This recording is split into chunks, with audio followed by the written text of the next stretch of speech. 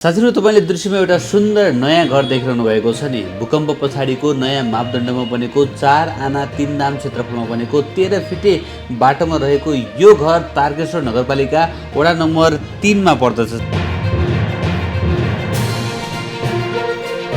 यहाँ देख्न सक्नुहुन्छ तपाईले यो जितपुर फेदी भयो। हेर्नुस् त, जितपुर फेदी यो भयो, तर चिसापानीबाट जितपुर फेदीतर्फ जाँदै गर्दा लगभग चिसापानीबाट 1 किलोमिटर जति अगाडि बढे पछाडि जितपुर फेदीमा नपुग्दै चाहिँ घर तपाईले यहाँ देख्न सक्नुहुनेछ।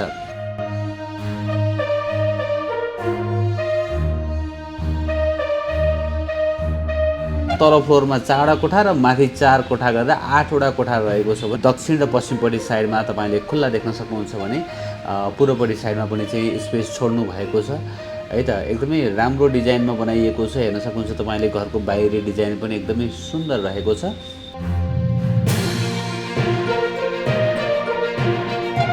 यो घर चाहिँ साथीहरु तारकेश्वर नगरपालिका वडा नम्बर 3 को जितपुर फेदीमा रहेको छ र यो बस पार्क नजिकै चिसापानी पेट्रोल पम्पबाट चाहिँ लगभग 1 किलोमिटर जति चाहिँ हामी जितपुर फेदीतर्फ जाँदै गर्दा एउटा वाइन फ्याक्ट्री रहेको छ।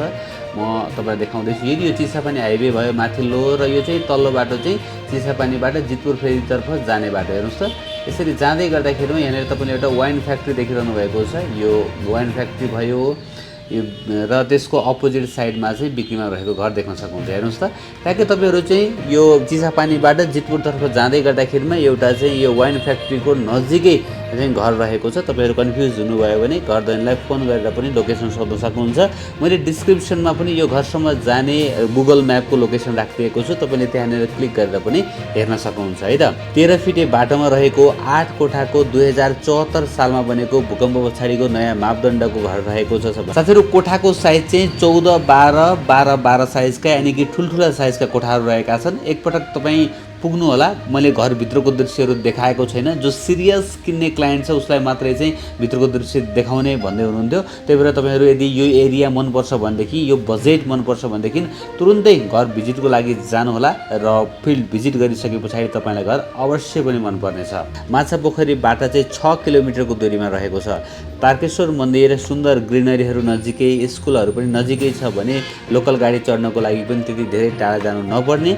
यो घरको मूल्य चाहिँ साथीहरु उहाँले 2 करोड 15 लाख रुपैयाँ भन्नुभएको छ र त्यसमा पनि केही मिलाएर दिने भन्नुभएको छ।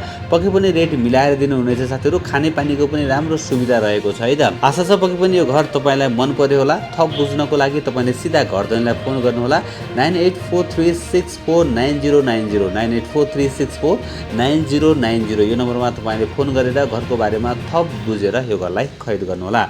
आशा छ साथीहरु पक्कै पनि तपाईलाई आजको यो घर मन पर्यो होला। मन पर्यो भने एक लाइक गरिदिनु होला। नयाँ साथीहरुले च्यानललाई सब्स्क्राइब गर्नु होला।